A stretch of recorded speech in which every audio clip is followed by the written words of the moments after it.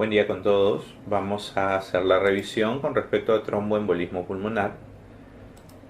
Esta exposición está basada en el Consenso Español para diagnóstico, riesgo y tratamiento de los pacientes con tromboembolia pulmonar. Esta normativa es del año 2013. Con respecto a tromboembolia pulmonar, es el enclavamiento en una arteria pulmonar de un trombo. Ese trombo puede venir de cualquier parte del territorio venoso, cualquier parte.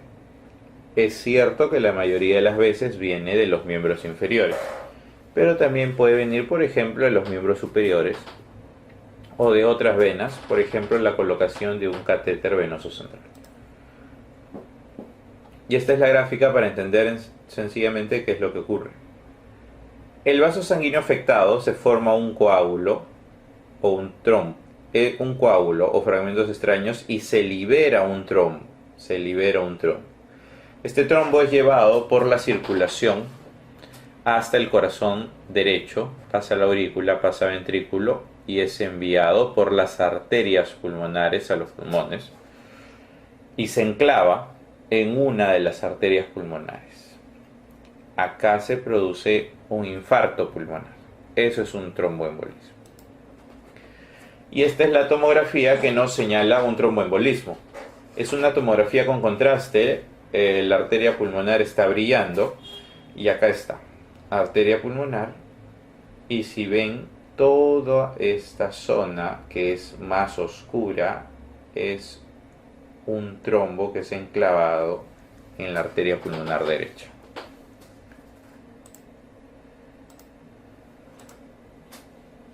¿Cuáles son los factores de riesgo para desarrollar tromboembolia pulmonar?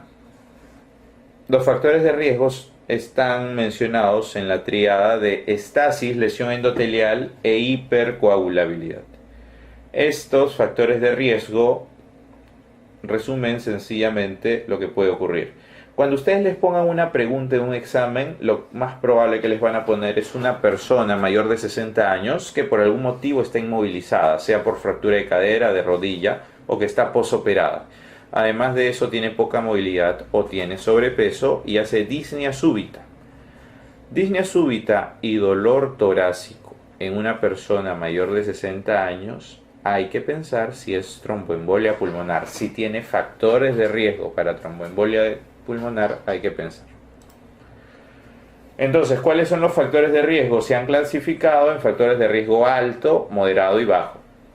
¿Cuáles son los factores de riesgo alto? La prótesis o la fractura de cadera o de rodilla, una cirugía mayor, el politraumatismo o el daño espinal. Si se dan cuenta, cualquiera de los cuatro mencionados producen inmovilidad o poca movilidad.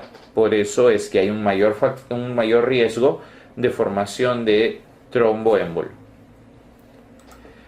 Riesgo moderado, inmovilización de extremidad inferior, ictus, puerperio, tromboembolia previa, fármacos, entre otros. Y los de riesgo más bajo, ya está la edad avanzada, cirugía laparoscópica, que es de mucho menos riesgo, el reposo en cama largo, viajes prolongados, que han salido seguro en los noticieros, obesidad mórbida, varices y la gestación.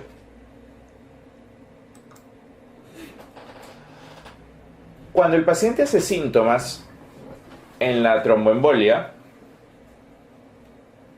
es bueno saber que se trata de tromboembolia y no se trata de otra cosa. Por lo tanto, hay que saber que no es enfermedad pulmonar, no es enfermedad cardíaca, otra cosa. Piden radiografía de tórax y electrocardiograma.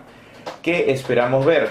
Si nos viene una radiografía de tórax normal, como ocurre en el 50% de los casos, eso apoya nuestro diagnóstico de tromboembolia pulmonar. ¿Por qué? Porque no esperamos ver nada.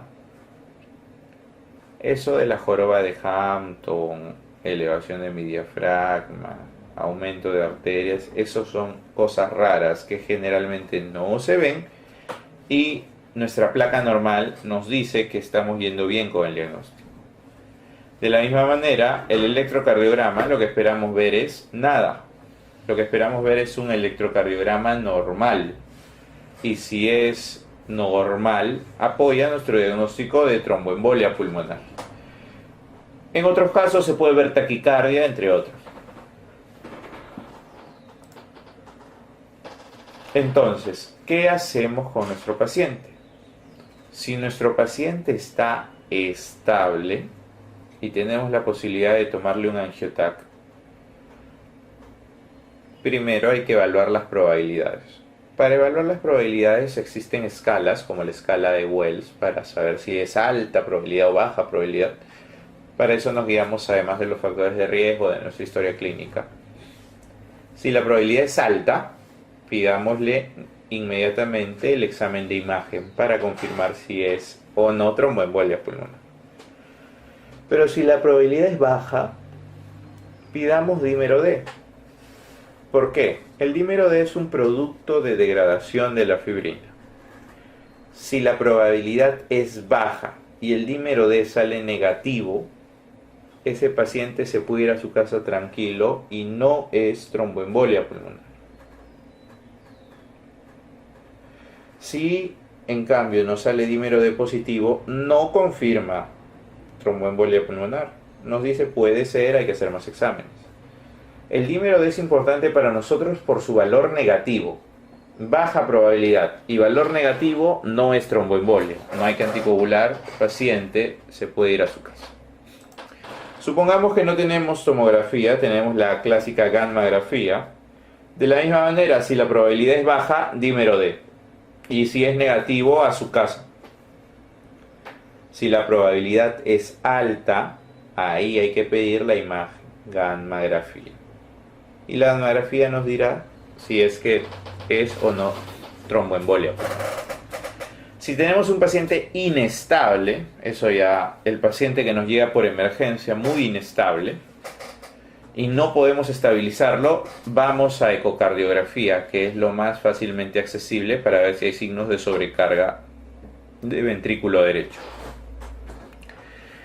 En cambio, si podemos estabilizarlo, hagamos una tomografía. Todo lo mencionado y lo mencionado en este cuadro son herramientas que nos sirven para valorar el pronóstico de los pacientes en tromboembolia pulmonar. Marcadores clínicos de disfunción del ventrículo derecho, de carga trombótica, de daño tisular, de daño miocárdico, entre otros. Todos ellos pueden alterarse y además darnos pronóstico de los pacientes con tromboembolia.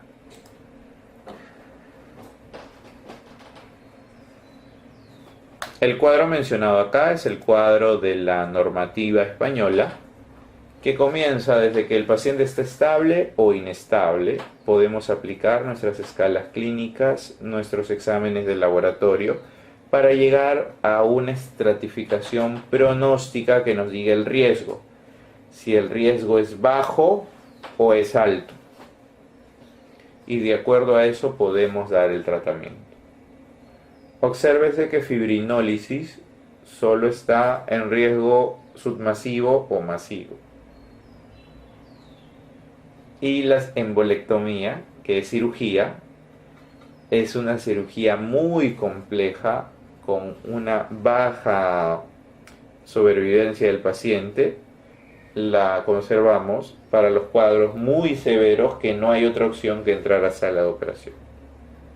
La posibilidad no es buena. Cuando un paciente entra para sacar el émbolo, la mayoría de las veces fallece en sala de operación.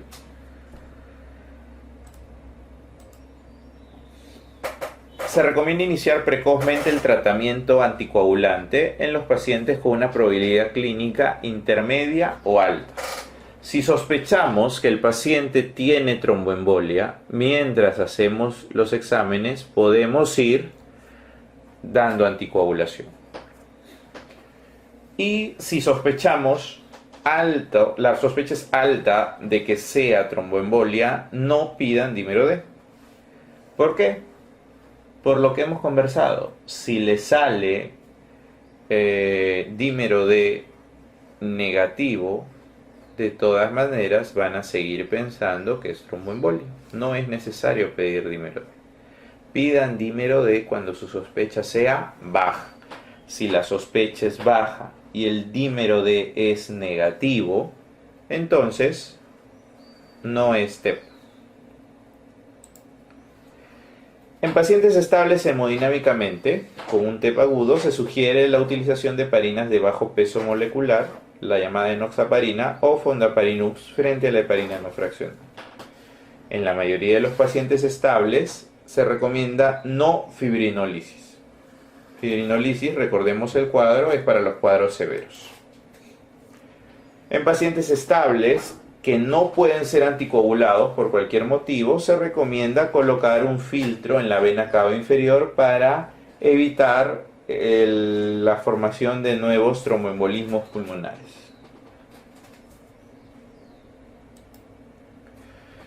Cuando se va a usar trombolisis, se puede usar estreptoquinasa, uroquinasa o el activador del alteplase. Acá están las dosis y la manera de usarlo. Esto es de la guía de la Sociedad Europea de Cardiología, año 2008. Pero más importante en este caso es recordar que esto es para los casos muy severos. Cuando no hacer fibrinólisis, hay contraindicaciones absolutas y generalmente es por accidente cerebrovascular, sea hemorrágico o isquémico, neoplasia intracraneal porque puede sangrar, trauma craneal, hemorragia digestiva o sangrado activo.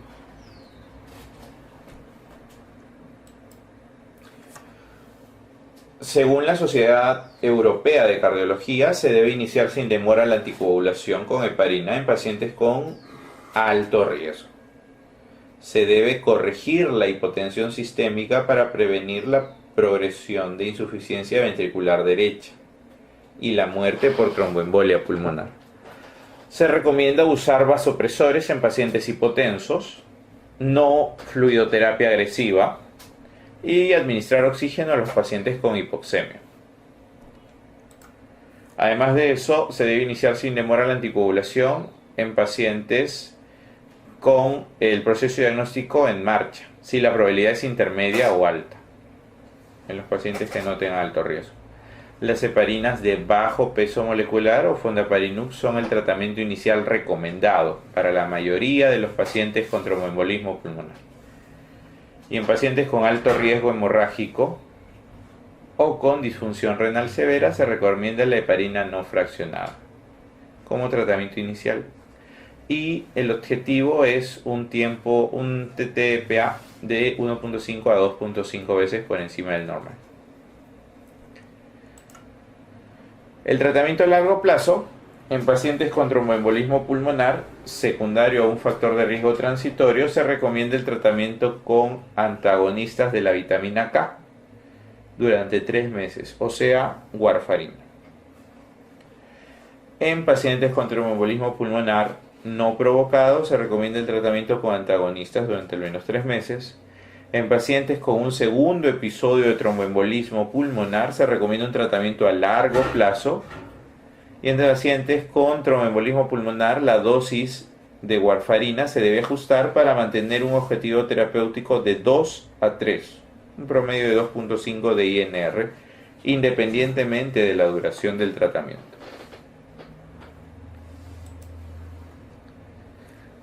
Con respecto a los filtros que habíamos mencionado, se puede usar filtros para la vena cava inferior cuando esté absolutamente contraindicada la anticoagulación y haya un alto riesgo de un nuevo tromboembolismo venoso. Y no está recomendado el uso sistemático de estos filtros, ya que habíamos dicho que la primera opción siempre será anticoagulación, y si por algún motivo el paciente tiene contraindicaciones para ser anticoagulado, recién es que vamos a colocar los filtros de la vena cava inferior, si no tiene ninguna contraindicación de las que hemos mencionado.